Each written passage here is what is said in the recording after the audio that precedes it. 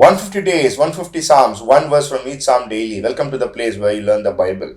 Even today, we are going to meditate Psalm 121, another song of the ascents. The tradition says usually it is a evening song and sung by pilgrims the one day before they enter into the gates of Jerusalem. I think many of you would know the song, would have memorized the song, memorized the psalm. This is a 8 verse psalm. It's a very beautiful psalm, and this is a psalm in which I have preached in many various places. A beautiful psalm, a very beautiful psalm.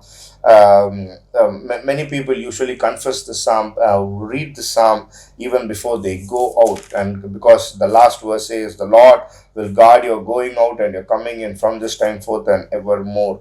He will not, verse 3 says, "He will not let your foot slip. He who slumbers you, he who keeps you, will not slumber. The Lord is your keeper. The Lord is your shade at your right hand." So it's a beautiful psalm. But today I want to stress on verse number 1 and verse number 2, and especially our core verse number 2. Here, the psalmist begins verse number 1 like this: "I will lift up my eyes to the mountains. Where does my help come from?" I lift up my eyes to the mountains. Where shall my help come from? Here is, as the psalmist is entering Jerusalem, he looks up the mountains. He looks to the mountains and he sees, "I lift my eyes. I see this mountain, and I hope this mountain will send me help." Many times in our life, when we walk in our day-to-day life, we look at many mountain-like men, many mountain-like influential men, many mountain-like financially stable men, many mountain-like well-settled people. We look at trendsetters. We look at different kinds of people, and we look at them and we say, "Hope I think this person will be help to me. This person will help me. I lift up my eyes to the mountains. Where does my help come from?"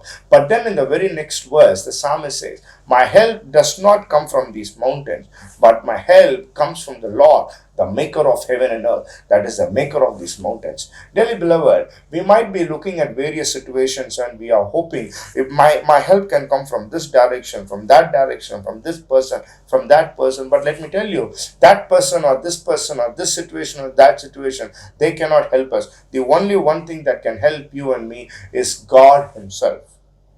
Are you looking towards a mountain seeking help? I want to tell you that will not happen. Even if that help comes, it's going to be a troublesome help.